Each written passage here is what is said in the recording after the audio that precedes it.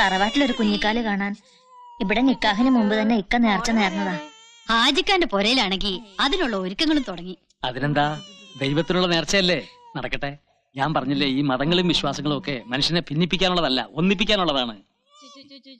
കുഞ്ഞിനെ ഇങ്ങോട്ട് തന്നേക്കൂ, കൈമാറിയാൽ അപ്പ ശീലക്കേടാ. അതിന് നിന്റെയും ആർക്കെങ്കിലും കിട്ടിയിട്ട് വേണ്ടേ?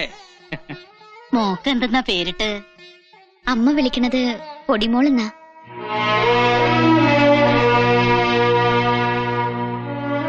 വെറുതെ ഒന്നും വിളി കേൾക്കാൻ എന്റെ മോളുടെ പേരിട്ടു. മരുമകളെ അല്ല, മയ്യത്താ നിന്റെ അമ്മമാരെ ഏൽപ്പിച്ചത്. പിന്നെ എന്തിനാ ഇപ്പൊ രക്തബന്ധോ? കുട്ടികളില്ലാത്തവരല്ലേ? മനസ്സിലിരിപ്പ് ശരിയല്ല, പിന്നെ എങ്ങനെ കുട്ടികളുണ്ടാവുക?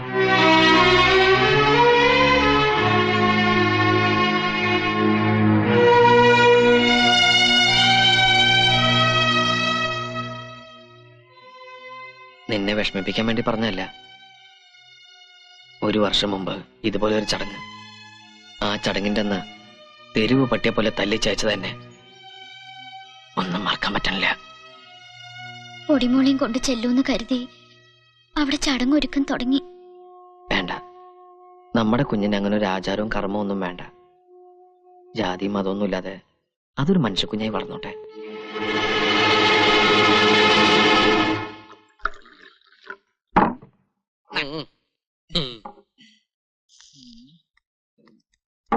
അല്ലാ, ഈ ശൈത്താൻ എപ്പോ തുറന്നു വിട്ടത്? എന്നെ ഇട്ടേച്ച് പോകല്ലേ മുതലാളി. തിരിച്ചു അങ്ങോട്ട് തിരിഞ്ഞേക്ക് മുതലാളി. ജമാലിക്കൊക്കെ ഒന്ന് കുത്താനല്ലേ. ഞാൻ തിരിച്ചു വരില്ലെന്ന് കരുതിയല്ലേ? കൊലക്കുറ്റത്തിനല്ല ഞാൻ ജയിലിൽ പോയത്, പക്ഷെ ഇപ്പൊ ഒരു കൊല ചെയ്യാനാ ഞാൻ വന്നത്. അല്ലാഹ് സത്യം, നബീസ് ഉമ്മളെ കൈവിട്ടു പോയി. എന്നെ കൊല്ലരുത്, എന്റെ സുന്ദരിയായ പെങ്ങൾക്ക് കെട്ടിയോനില്ലാണ്ട് പോവും. ഇങ്ങനത്തെ ഒരു കെട്ടിയൻ എന്റെ പെങ്ങൾക്ക്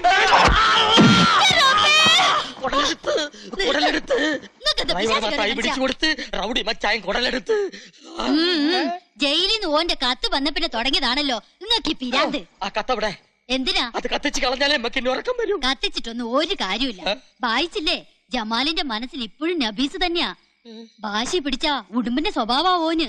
ഒന്ന് കെട്ടിയതായാലും പെറ്റതായാലും ഓന് നബീസിനെ വേണം. ഇല്ലെങ്കി അള്ളാണ് സത്യം, ഓ നിങ്ങളെ തട്ട്. സമയം 1:30 കഴിഞ്ഞു. ഇജ്ജ് വിഷമിക്കാണ്ടിരിക്ക്, നബീസ് വരും. അകത്തുനിന്ന് ഓരോരുത്തർ കുശൂശിക്കാൻ തുടങ്ങി. അത് ഇറച്ചിയുടെ മണം പിടിച്ചിട്ടാവും. ബിരിയാണി അകത്ത് ചെല്ലുമ്പോ എല്ലാം നിർത്തിക്കോളും. അതല്ലെന്ന്, നബീസ് വരില്ലെന്നാ എല്ലാരും പറയണത്. ഓ, ഇക്ക വിളിച്ചാ ഓള് വരും. ഇല്ലെങ്കി എല്ലാവർക്കും കൂടി ബസം പീങ്ങി ഇങ്ങ് ചാവ. ഒരിക്കൽ കല്യാണ പന്തൽ വെച്ച് നാണോ മാനോ കളഞ്ഞു കുളിച്ചതാണ്. ഇപ്പതേ വീണ്ടും ആൾക്കാരെ ക്ഷണിച്ചു വരുത്തിയിരിക്കുന്നു. ഇക്ക അവളെ ഒന്ന് വിളിക്ക്.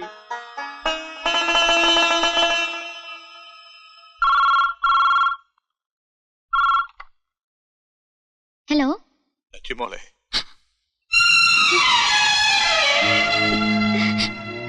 വല്യമ്മ. നീ വരില്ല അല്ലേ? അനക്ക് വേണ്ടിയല്ലേ ഈ വല്യമ്മാമ ഇത് നടന്നത്? എന്റെ നെഞ്ചിലെ ചൂടേറ്റ് വളർന്ന മോളാ നീ.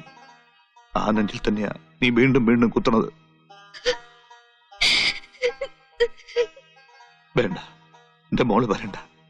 പക്ഷെ ഈ ചടങ്ങിൽ വന്നില്ലെങ്കിൽ നിന്റെ വല്യമ്മാമയുടെ മയ്യത്ത് കാണാൻ എന്റെ മോള് വരേണ്ടി വരും.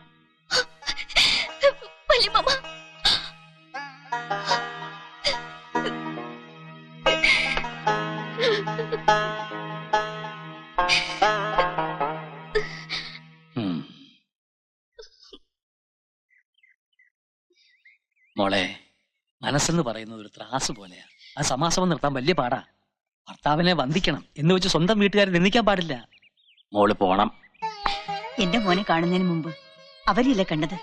അവരുടെ ശാപം എന്റെ മോക്ക് വേണ്ട. മോള് പോയിട്ട് വാ.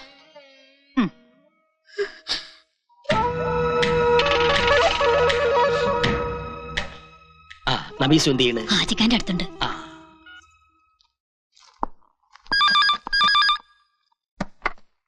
ഹലോ, താൻ നബീസിനോട് പോണ്ടാന്ന് പറഞ്ഞ് എന്നാ കേട്ടോ. നബീസു ഇപ്പൊ ഉമ്മയുടെ കൂടെ ഉണ്ട്. ഒരു ബുദ്ധിമോശം കൊണ്ട് എന്റെ കൂടെ ചാടി പോന്ന. പക്ഷേങ്കി ഓള് മാളിയക്കര തറവാട്ടിലെ മുത്താണ്. ഓൾ അമ്മാവന്മാര് പറഞ്ഞതേ അനുസരിക്കൂ. തനിക്കിപ്പോ എന്താ വേണ്ടത്? എന്റെ മൂക്കിന്റെ താഴെ, അതായത് മേൽചുണ്ടിന്റെ മേലെ ഒരു സാധനമുണ്ട്, മീശ. അതങ്ങ് ഷേവ് ചെയ്ത് കള. എന്നിട്ടൊരു പൊട്ടും വെച്ച് സാരി ഉടുത്ത് നടക്കണം. സ്വന്തം ഭാര്യ ബലവെക്കാത്തവൻ ആ വേഷം നന്നായിട്ട് ചേരും. അതുകൊണ്ടാണ് താൻ ഈശോയ്ക്കകത്ത് ഫോൺ. എന്തു പറ്റി? പേടിച്ചുപോയി. ഓ നാട്ടിന്റെ തല കൊണ്ടാണ് സൂപ്പ് കുടിക്കുന്നെങ്കിൽ നിന്റെ കെട്ടിയോൻ കുറുക്കന്റെ തല കൊണ്ടാ സൂപ്പ് കുടിക്കുന്നത്. അല്ലെ ഇമ്മടെ തല കൊണ്ടുള്ള സൂപ്പ് ജമാല് കുടിക്കും.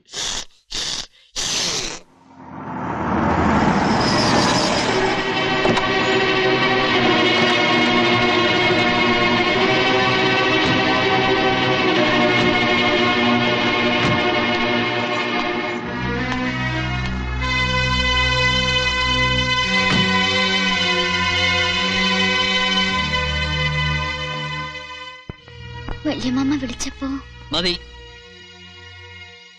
എന്നെ ധിക്കരിച്ച് എപ്പ നീ വീട്ടിൽ നിന്ന് പോയോ ആ നിമിഷം പോയി. ഈ വീട്ടിൽ നിന്ന് മാത്രമല്ല എന്റെ മനസ്സിൽ നിന്ന്. നോക്കണ്ട, കരുതിക്കൂട്ട് എല്ലാരും കൂടി എന്നെ തോൽപ്പിക്കായിരുന്നു അല്ലേ? ഇല്ല, ഇനി കണ്ണൻ നിനക്ക് ആരുമല്ല. എന്റെ കരള് കുത്തി കീറിയിട്ട് എന്റെ മാനം കെടുത്തിയിട്ട് നാണുല്ലടി നിനക്ക് മാപ്പി വയ്ക്കാൻ. കണ്ണ മുറ്റത്ത് നിർത്തിയുള്ള വിചാരണ വേണ്ട. രണ്ടു ലോകത്തോട് കയറ്. ഇവരുണ്ടല്ലോ, നിന്റെ ബന്ധുക്കളുണ്ടല്ലോ, ഒരിക്കലും ശപിച്ചേൽപ്പിച്ച മയ്യത്താടി നീ. ഇപ്പൊ കൊക്കുന്നകം കുറിപ്പിച്ച് കഴുകന്മാരെ പോലെ കൂടിയിരിക്കുക ചെറ്റകള്. എനിക്കാരുടെ വക്കാലത്തും വേണ്ട. മറ്റുള്ളവരുടെ മുമ്പിൽ എന്നെ നാണം കെടുത്തിയവൾക്ക് ഇനി വീട്ടില് സ്ഥാനമില്ല. പോയിക്കോ, അവരുടെ കൂടെ പോയിക്കോടി. നിനക്കെന്താ സ്വബോധം നഷ്ടപ്പെട്ടോ? എന്താ മോനെ ഇതൊക്കെ? നീ മദ്യപിച്ചിട്ടുണ്ടോ? അതെ, ഞാൻ മദ്യപിച്ചിട്ടുണ്ട്. അറിയോ, അത്രയ്ക്ക് ഞാനിവളെ സ്നേഹിച്ചു പോയി, വിശ്വസിച്ചു പോയി. പക്ഷെ ഇവളെന്നെ വഞ്ചിച്ചു. വഞ്ചന, മതം മാറ്റത്തിന്റെ പേരിൽ ഒരു പെണ്ണിനെ മാത്രമല്ല ഒരു സമുദായത്തെ മുഴുവൻ നീ വഞ്ചിച്ചു. അത് മറന്നു അല്ലേ? അരിയും തിന്ന് ആശാരിച്ചയും കടിച്ചിട്ട് പിന്നെ നായ മുന്നോട്ട്. ആണിനെ പെണ്ണനുസരിക്കും. ആണും പെണ്ണും കെട്ടവനായാലാ.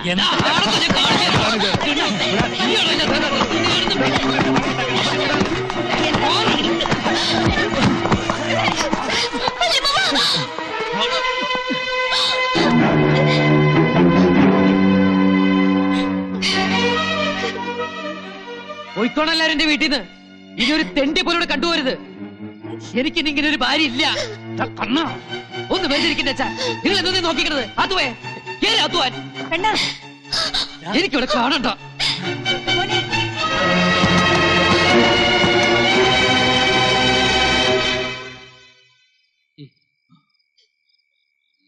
എന്റെ മോളുവാ. ഒരിക്കൽ അമ്മാവന്മാരുടെ മുഖത്ത് കരുതേച്ച് ഓന്റെ കൂടെ ഇറങ്ങി പോയവളാ ഇവള്. ഇപ്പൊ കൈക്കുഞ്ഞുമായിട്ട് പെരുവഴി നിൽക്കുകയാണ്. ഇവിടെ വെച്ച് ഈ നിമിഷം തീരുമാനിക്കട്ടെ, ഇവക്ക് ഓനെ വേണോ അതെ ഇമ്മളെ വേണോന്ന്.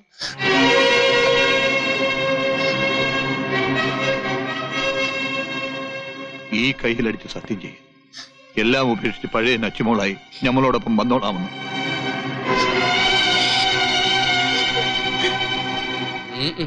ജമീല, ഇതിനെ പിടിക്ക്. നീ വാ മോളെ. ഏത് മോള്? ഓളെ വെളിയിൽ തള്ളി ഇങ്ങടെ മോൻ കഥ കടച്ചില്ലേ? അതോടെ ഈ ബന്ധം തീർന്നു. പോയി തോപ്പി നമ്മുടെ മോള്.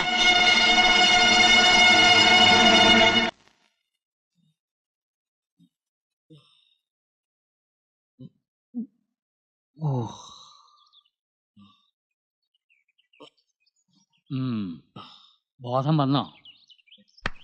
സ്വബോധമുള്ളപ്പോ സംസാരിക്കാൻ നോക്കിയിരിക്കായിരുന്നു. ഇന്നലെ രാത്രി കോമരം തുള്ളി വല്ല ഓർമ്മയുണ്ടാ? ഞങ്ങളും കൂടെ പറഞ്ഞോണ്ടല്ലേ അവള് ചടങ്ങിന് പോയത്.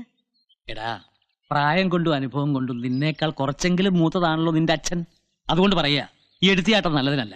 രാവിലെ ഞാൻ ചെന്ന് വിളിച്ചിട്ട് നബീസ് വീട്ടിന് വെളിയിൽ ഇറങ്ങിയില്ല. പൊടിമോളെ പോലും ചോദിച്ചിട്ട് തന്നില്ല. വാശിയില്ല അവര്.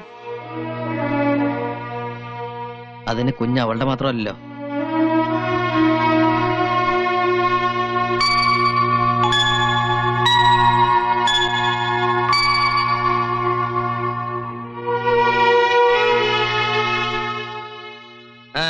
എന്റെ കുഞ്ഞവിടെ.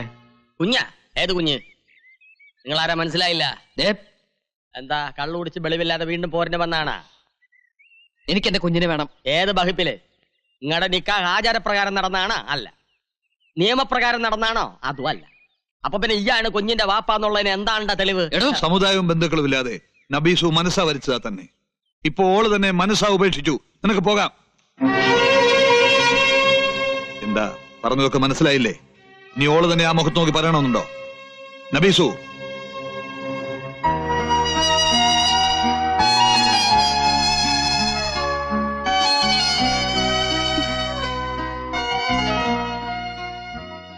ഇന്നലെ രാത്രിയും എന്തൊക്കെയോ സംഭവിച്ചു പോയി.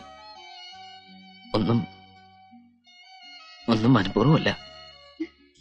ഒരുപാട് സ്നേഹമുള്ള അങ്ങനെയൊക്കെ ഞാൻ എല്ലാരെയും ഉപേക്ഷിച്ച് നിങ്ങളുടെ കൈ പിടിച്ച് വന്നോളാം ഞാൻ. ആ എന്റെ മുഖത്ത നിങ്ങൾ വാതിൽ കൊട്ടി അടച്ചത്.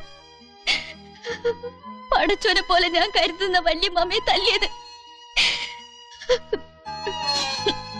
വേണ്ട, ഇനി എനിക്ക് നിങ്ങളെ കാണണ്ട. നബീസു